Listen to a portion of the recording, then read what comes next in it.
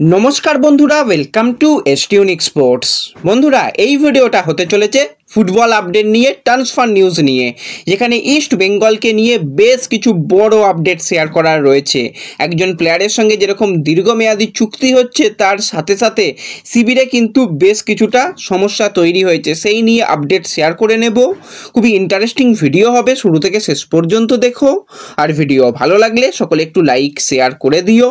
আর যারা চ্যানেলে প্রথমবারের জন্য এসেছো, মনে করে চ্যানেলটাকে সাবস্ক্রাইব করে নিও, তাহলে তোমাদের প্রিয় দলের খেলার সমস্ত আপডেট তোমরা এখানে পেয়ে যাবে। তো চলো আর দেরি না করে ভিডিও শুরু করা যাক। তো শুরুতেই যদি আমরা ইস্ট বেঙ্গলের প্রস্তুতি নিয়ে কথা বলি, তোমাদের যেরকমটা জানিয়েছিলাম, কালকে কিন্তু চেন্নাই এফসির সঙ্গে একটা ফ্রেন্ডলি ম্যাচ ইস্ট বেঙ্গল খেলেছে। সেখানে আনোয়ার আলীর একমাত্র গোলে ইস্ট বেঙ্গল ম্যাচটা জিতেছে। অনেকগুলো চান্স এসেছিল, ডিমি মেসিরা কিন্তু সেই চান্স থেকে গোল করতে পারেনি বলার থেকে ভালো যে অপোনেন্ট দল কিন্তু ভালো ডিফেন্ডিং করেছে, বেশ ভালো ভালো কিছু চান্স ক্রিয়েটও হয়েছিল। অপরদিকে চেন্নাইও কিন্তু খুব ভালো নাকি পারফরমেন্স করেছে। তাদের একটা খুব ভালো শট, অন টার্গেট শট গিয়ে পোস্টে লাগে, সেখান থেকে গোল হয়নি। এবং তারা যেরকম ফিজিক্যাল স্ট্রং দল, তাদের বিরুদ্ধে কিন্তু এই জয়টা সত্যি খুব ভালো ব্যাপার। এবার এখানেই কিন্তু মেন ঘটনা ঘটেছে। কালকে যেরকম প্র্যাকটিস হচ্ছিল, একে তো ওই গরম পরিবেশ, প্রচণ্ড গরমের মধ্যে কলকাতায় প্র্যাকটিস হয়েছে, প্র্যাকটিস ম্যাচ হয়েছে। সেই জায়গাতে কিন্তু ম্যাচের দ্বিতীয়ার্ধে ক্লেটন সিলভাকে সাবস্টিটিউট প্লেয়ার হিসাবে অস্কার নামায়। কিন্তু তার আগে তাকে বলে দেওয়া ছিল যে তোমার কিন্তু আজকে পজিশন কিছুটা আলাদা। হ্যাঁ, স্ট্রাইকার নয়, সেকেন্ড স্ট্রাইকার নয়, তাকে কিন্তু একটু অন্য রোলে কোচ ব্যবহার করে দেখে নিতে চেয়েছিল যে সেই রোলে সে কীরকম মানিয়ে নিতে পারে।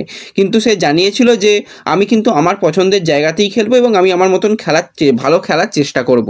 কিন্তু কোচ তাকে নামায়, কিন্তু নামানোর পর দেখা যায় যে সেই একই রকম ব্যাপার, ক্লেটনের মতন খেলছে। তাই ম্যাচের 1 মিনিটও তাকে সময় দেয়নি, তাকে কিন্তু সঙ্গে সঙ্গে পরিবর্তন করে নিয়ে ডেভিডকে সেই পজিশনে নামানো হয়। এখানেই মূলত সমস্যা তৈরি হয়েছে।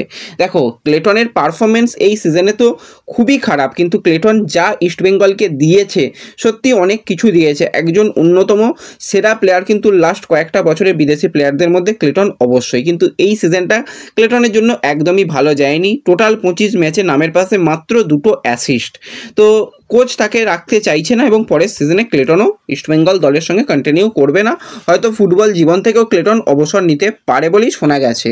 এবার এখানেই যখন তাকে তুলে নেওয়া হয়, তখন কিন্তু সে প্রচণ্ড পরিমাণে কোচের উপর রেগে যায়, রেগে গিয়ে সোজা ড্রেসিং রুমে চলে যায়। এবং ম্যাচ যখন চলছে সেই সময়ই কিন্তু সে মাঠ ছেড়ে সে হোটেলের উদ্দেশ্যে চলে যায়। এবং তার আগে কিন্তু প্রচণ্ড পরিমাণে এমনি দেখেছি আমরা, ক্লেটন যখন রেগে যায় প্রচণ্ড পরিমাণে গজগজ করতে করতে থাকে। তো সেই রকমভাবেই কালকে মাঠ ছাড়ে এবং সেখানে জানায় যে আমাকে যোগ্য সম্মানটুকু দেওয়া হলো না। এই রকম ঘটনা কিন্তু আমার ফুটবল কেরিয়ারে কোনো দিনের জন্য হয়নি এবং ইস্টবেঙ্গলের আমি অন্যতম একজন প্লেয়ার বলে নিজেকে মনে করি। সেই জায়গায় কিন্তু আমি যোগ্য সম্মান পেলাম না, এতটা খারাপ করা হবে সত্যি ভাবতে পারিনি।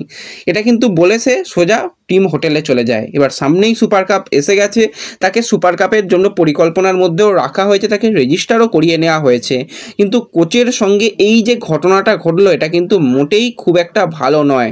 কোচ তার উপর আদেও ভরসা করবে কি, বা ক্লেটন আদেও কোচের পরামর্শে খেলবে কি, সত্যিই জানা নেই। যদি এরকমটা চলতে থাকে তাহলে কিন্তু সত্যি খুব খারাপ ব্যাপার। এমনিতেই 6 জন বিদেশি প্লেয়ারকে ব্যবহার করা যাবে, প্রতিটা দলই 6 জন বিদেশি প্লেয়ারকেই ব্যবহার করবে। তো সেক্ষেত্রে যথেষ্ট হাড্ডাহাড্ডি সুপার কাপের লড়াই হবে এবং নকআউট ফরম্যাটে যেহেতু ম্যাচ, তো নিজেদের সেরাটা দিতে হবে। 100% কেন, প্রতি ম্যাচে যদি 110% দেওয়া যায়, সেটা কিন্তু প্লেয়ারদের চেষ্টা করতে হবে।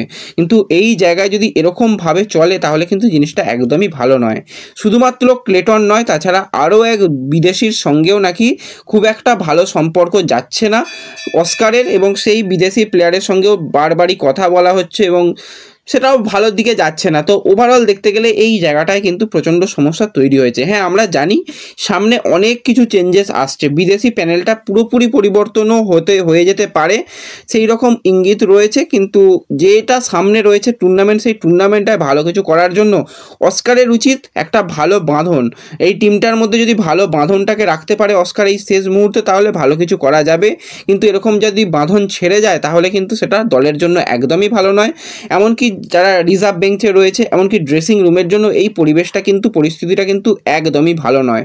হ্যাঁ, মাঠের মধ্যে হিট অফ দ্য মুভমেন্টে যেটা হয়ে গেছে সেটা মিটিয়ে নিয়ে যদি আজ থেকে আবারও কাঁধে কাঁধ মিলিয়ে লড়াই করে তাহলে কিন্তু সেটা খুবই ভালো হবে। কিন্তু এই যদি ইগোর ব্যাপারগুলো চলতে থাকে সেটা দলের জন্য খারাপ হতে চলেছে এবং তার রেজাল্ট কিন্তু আমরা 20 তারিখের ম্যাচেরতেই পেয়ে যাব বলেই মনে হচ্ছে।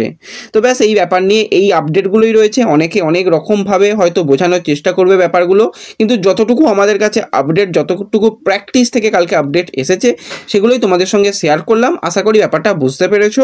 হ্যাঁ, সামনে ক্লেটন থাকছে না সামনের দিনে, এবং ক্লেটনকে অন্য কোনো রোলে আমরা ইস্টবেঙ্গলের থেকে যেতেও দেখতে পেতে পারি। সেটা হওয়ার সম্ভাবনা পরে, ভবিষ্যতের কথা, কিন্তু এই মুহূর্তে সেটা নয়। আর যা যা সমস্যা কালকে তৈরি হয়েছিল সেগুলো কি কেন হয়েছিল সব কিছুই তোমাদের সঙ্গে শেয়ার করে নিলাম। তো এরপরে আমরা নেক্সট যে প্লেয়ারকে নিয়ে কথা বলবো সেটা হচ্ছে 32 বছর বয়সী মরক্কোর সেন্টার ফরওয়ার্ডের প্লেয়ার আলাদিন আজারি। তো আলাদিন অসাধারণ পারফরমেন্স করেছে, শুধুমাত্র আইএসএল নয়, ডুরান্ড কাপেও তার কাছ থেকে ভালো পারফরমেন্স আমরা দেখেছি। টোটাল সিজনে 30 ম্যাচে 26 গোল, 9টা অ্যাসিস্ট। আইএসএলে টোটাল 24টা ম্যাচে 23টা গোল, 7টা অ্যাসিস্ট করেছে। গোল্ডেন বুট এবং গোল্ডেন বল দুটোকেই কিন্তু একসাথে জিতে নিয়েছে এই আলাদিন। নিঃসন্দেহে লিগের সেরা প্লেয়ার আলাদিন ছিল। তো এবার এই আলাদিন আদেও কোথায় থাকবে? সে নর্থ ইস্টে থাকবে, নাকি সে মুম্বাইয়ে যাবে, নাকি মোহনবাগানে যাবে? এই নিয়ে কনফিউজিং ব্যাপার তৈরি হয়েছে। এবার দেখো, আলাদিন যখন প্রাইজ নিতে আসে কলকাতায় সেই সময় তাকে প্রথম যেটা জিজ্ঞাসা করে সাংবাদিকরা যে পরের সিজনে কি তোমাকে আমরা আইএসএলে দেখতে পাবো, তোমাকে কি আমরা ইন্ডিয়াতে দেখতে পাবো? আলাদিন হেসে বলে, হ্যাঁ অবশ্যই, আমি এইখানে খেলাটা খুবই এনজয় করছি এবং পরের সিজনে আমি থাকছি। এবং তাকে যখন জিজ্ঞাসা করা হয় এত ভালো পারফরমেন্স করেছো কীরকম লাগছে, তখন আলাদিন জানায় নর্থ ইস্ট আমার উপর ভরসা রেখেছিল, নর্থ ইস্ট আমার উপর আশ্বাস রেখেছিল, নর্থ ইস্ট আমাকে যেভাবে সুযোগ দিয়েছিল আমি খুবই খুশি এবং সেই জায়গা থেকে আমি ভালো পারফরমেন্স করেছি এবং এই পুরস্কারটা পাচ্ছি, আমি খুবই খুশি এবং আরও একটা বছর কিন্তু আমি থেকে দেখতে চলেছি। এটাই কিন্তু আলাদিন জানিয়েছে নর্থ ইস্টের লোগোটাকে চাবড়ে চাবড়ে। তো বোঝাই যাচ্ছে নর্থ ইস্টের সঙ্গেই কিন্তু কন্ট্রাক্ট এক্সটেনশন পর্ব যেরকমটা সেরে নেওয়ার কথা ছিল হয়তো সেটাই কমপ্লিট হয়ে গেছে। অফিসিয়াল অ্যানাউন্সমেন্টও হয়তো কিছুদিনের মধ্যেই আসবে।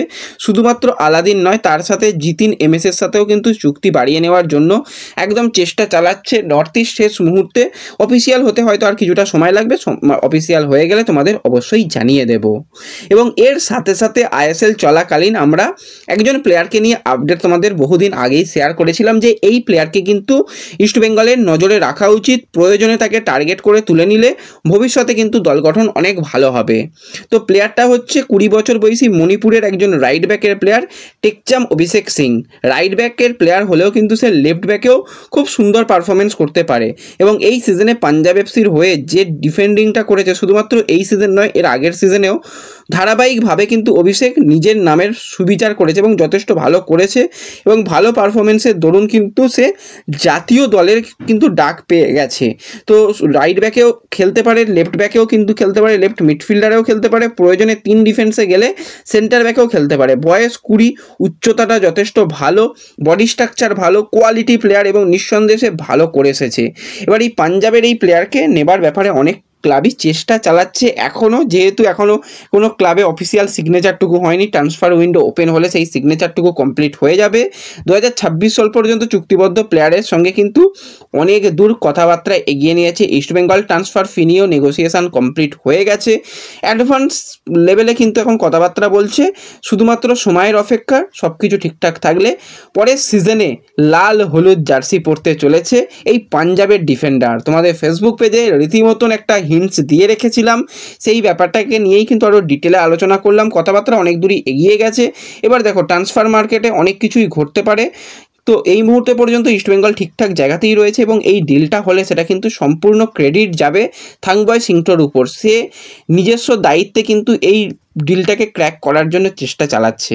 তো এই প্লেয়ার এলে নিঃসন্দেহে দীর্ঘমেয়াদী চুক্তি হবে, 4 বছরের চুক্তি হতে চলেছে, 3+1 ইয়ার ডিল এবং ভালোভাবেই কিন্তু এই প্লেয়ারকে আনার চেষ্টা সব দিক থেকে করছে ম্যানেজমেন্ট।